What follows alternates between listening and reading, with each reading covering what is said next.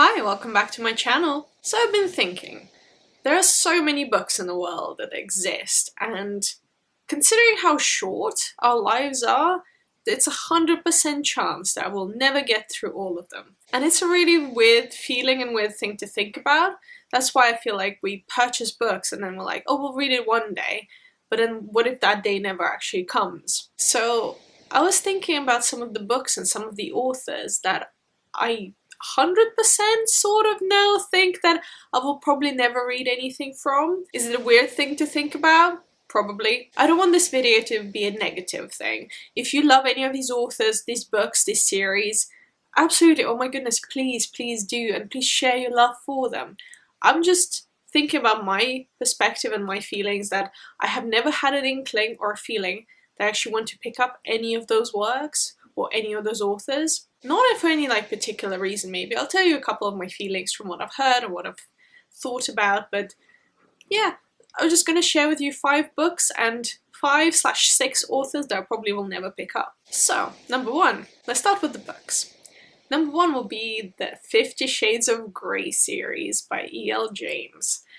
I know what you're thinking. Back in the day when it was first released, I have a funny story. So, when it first released, I saw the covers and they were really intriguing. I had no idea about the plot or storyline or about any background of the book, and I was like, ooh, those look really cool. Like, they looked like mystery, kind of dark, thrillery novels, and I was like, I'm willing to give it a try, And they were on a particular offer at that time in this bookstore that I saw, and I was like, oh, maybe I should buy them.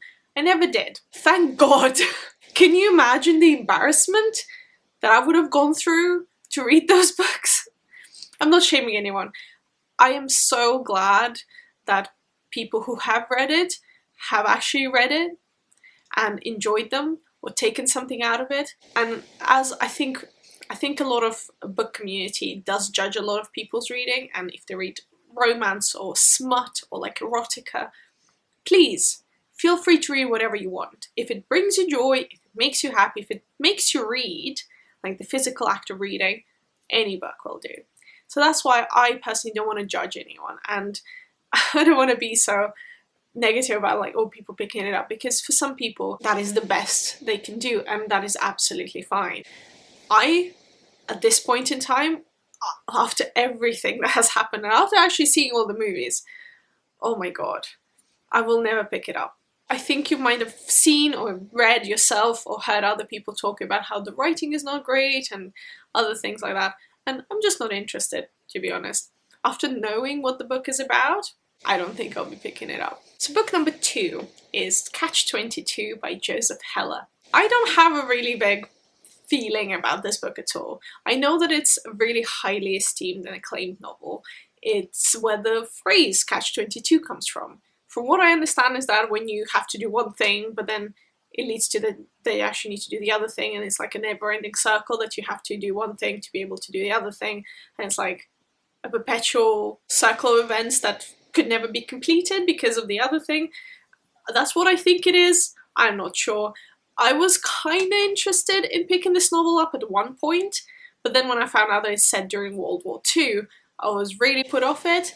I don't like anything to do with war. Fantastical war, fine. Not real people, not real things. Anything to do with World War I, World War II, Vietnam War, any new wars, any kind of real life events, really doesn't sit well with me.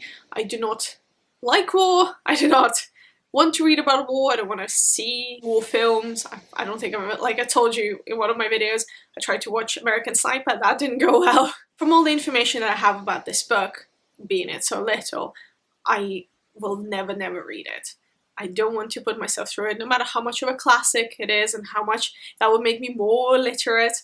It's not worth it. Book number 3, The Boy in Striped Pajamas by John Boyne. I think, again, it's acclaimed classic. It's kind of aimed at teens. It sometimes sits in the middle grade 9 to 12 section.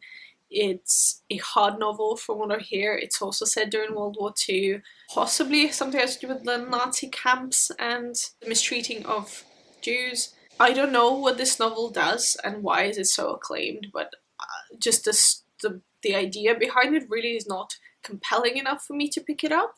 Reading about people's experience is a fantastic thing, but when it's conducive to pain and heartache and kind of those not necessarily positive feelings, it's not something that I gravitate to personally. And anyone who's read it and everyone who enjoys it, absolutely please do share your opinions. Do let other people know why they should read it. Tell me why I should read it, if I should read it. But from everything, all my feelings and kind of seeing that book around, just never had an inkling to pick it up. Next one on my list, number 4, Secret History and The Goldfinch by Donna Tartt. I actually owned a copy of Goldfinch at one point because I found the kind of the idea and the cover was really appealing, with the little bird peeking through, canvas. That was really fun. But I never had an inkling to read The Secret History. It's all about like friends, murder, societies, something. Just doesn't appeal to me. I've heard so many people rave about them and love them, and usually when I hear about those kind of hyped things from people that I know that our tastes differ, it usually really puts me off reading something, or I'm not inspired to read it, or I'm further aware of the fact that that is not something for me. And that is absolutely fine. And also recently, the Goldfinch adaptation, the movie adaptation, came out, and it completely bombed. I'm still really interested in picking it up because I find when the adaptations happen, I'll watch it rather than spend like 6 to 8 hours reading it. I'll just watch it in 2 hours and be over with it, if it's not something that I want to pick it up in the first place. So last but definitely not least in my book list is Game of Thrones series by George R.R. Martin. So I think it's very complicated because I've seen the show. I have had like mixed feelings about it. There are certain aspects that I absolutely love, certain things that I'm just like, oh my god. But clearly the last few seasons of the show were not written by the author, not taken from any source material really, but kind of came up with their own ideas and came to a conclusion that author kind of hinted at. I'm not 100% giving up on this series, but I definitely know that if I ever do pick it up, it'll be when I literally have nothing else to read, I'm like retired, I am willing to put my time and effort into it. From what I've heard, it's as graphic or even more graphic than the show.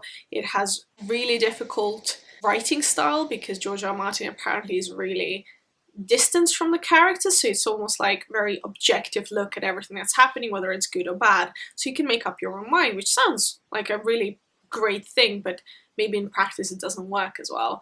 And I've heard many people on BookTube talk about their reading experiences, and after listening to those, and I'm happy to hear their feedback and their experiences and their thoughts, but I'm not willing to put the time and effort in to the books that are not even finished yet. As far as I'm aware, there's still 2 books to go, and he is not really pushing for the publishing of those, so I'm really confused. And maybe in like, 30, 40 years, when I finally feel like I need, that fix, that Game of Thrones fix they used to have when I was young, I'll rewatch this. I read the books when they're complete, hopefully. I'll watch the show again and I'll make up my mind finally. So let's move on to some of the authors that I have a feeling that we'll probably never pick up. To start with, number 1, Charles Dickens. I never had to read Charles Dickens at school. Possibly because I didn't go to school in the UK, so it was never like a mandatory thing. And when I finally came to live here, it wasn't something that I was really drawn to. Oliver Twist, Your Great Expectations, Christmas Carol, well, those are all the books that you usually pick up much younger age when you're at school. And from what I've heard, his language is really old-fashioned, and obviously it's a classic. He's a classic author. So there's nothing about his books that appeals to me, and I'm like, oh, I need to read it. And don't let anyone put you down for not reading classic literature. There's nothing wrong with just reading contemporary. For most of my life, I've read a lot of classic literature from many different countries, and do they add something to your experience? Maybe, but most of the time, the language is really different. The experiences that the characters go through are really different. So read for your enjoyment, read for the experiences that you're looking for. Don't read some old white men that were considered classics years and years ago. There seems to be a trend that most of these authors are white men. Next one on my list, number 2, is John Steinbeck. I have no inkling towards his books. I've seen them around. I obviously work in a bookshop. People come and pick up a load of his work, but I think Books and Lala recently read one of his books, and she said, yeah, this was alright, but it wasn't anything spectacular, or it felt outdated. It had some racial insensitive words. It wasn't very inclusive. I don't know. I just don't have a really feel for his kind of work. I think he's a very much, it's gonna sound terrible, an author for like white boys who want to sound that they're like really smart, but they're really just reading it for the sake of reading it. Number 3, Ernest Hemingway. Do you see where I'm coming from? He has written a lot of work surrounding war and his personal experiences, and like I mentioned before, not my thing. Don't really feel like I need to read it. Don't really feel like I need to know anything about it. And that's absolutely fine. There are better and more important things to read about right now. Number 4, Douglas Adams, who has written the Hitchhiker's Guide to the Galaxy series, and that is the most atrocious thing I have ever read, heard, seen.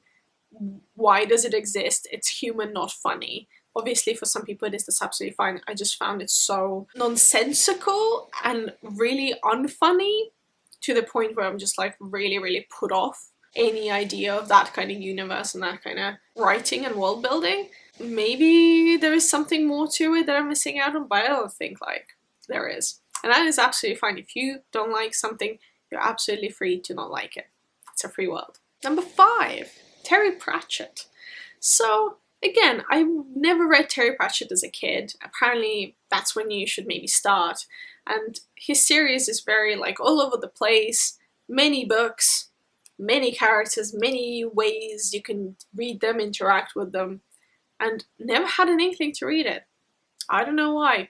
And people who absolutely love Terry Pratchett say that, oh, you know, there's a particular way to read it, you have to like figure out, you have to find out what happens because some characters reappear, and it's better if you start like in the middle and then jump back to the beginning of the publication and catch up.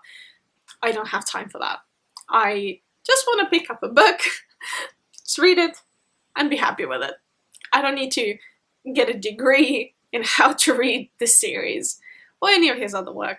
I do have Good Omens on my shelf. I still haven't seen the show yet. The beginning was a bit weird. I watched literally like 5 minutes and my boyfriend was just like, no watching that. I'm like, okay. We're usually really like laid back with TV shows as well. So I'm really like questioning if I'm gonna enjoy it, because I love Neil Gaiman. Neil Gaiman is one of my favorite authors. But Terry Pratchett's work just... And last but not least, as well, one author that I, at this point, don't see myself picking up at all is Stephen King. With how much work he's putting out every year, he's like 1 or 2 novels just like on a windmill, just like, you know, getting that money, getting that cash. I don't see myself reading the variety of novels that he has brought out. Any of his old work, any of his new work, there's nothing that appeals to me. Yes, he's written across multiple genres. He has a bit of a sci-fi fantasy, he has a bit of horror, well, mostly horror. He has loads of like detective work. There's nothing that like shouts to me, come and read me. Nothing. Even The Dark Tower, like the adaptation series, the adaptation movie, flopped. Why did it flop if it's based on such a great idea or great book series that everyone loves? I think that's like seems to be like a miscommunication in Hollywood. A lot of books that get published and then translated into movies never work out. Maybe I'll make a video about that. There's some adaptations that I feel like are better than the books. I don't know why, but Stephen King doesn't appeal to me, and I have spoken to many people and they say, no, but you should start here, you should read this, and it should be great, just try this, or you have to get through these ones to get to the good stuff. You see, if I need to put more work into it to then actually reap rewards from it later, it's not worth it. Life is too short. If you enjoy Stephen King, please do. Please love it. Please share it. Please share your love. It's just not for me. But you might say, oh, you keep saying, you're making this video saying, oh, all these things you're never going to read. You've never even tried them. How would you know that they were not going to work for you? You know, like the sixth sense that you have in your gut inside you? We should trust that. Because sometimes you can look at the bookshelf and just be so uninspired. And other days you're like, I want to read this, and this. So, make your choices. Read what you feel like. I hope this video didn't come across really negatively. I just want to share some of the books and authors that I probably know that I'll never read. Let's be honest. But if there is a book or an author that I mentioned that you're like, you need to read them, or you need to read this particular title, I bet you will love it, please let me know in the comments. I'll see if I can try. Maybe I will be a changed person after this video. But thank you so much for watching. Like, comment, subscribe, do what you feel like, and I see you in my next one.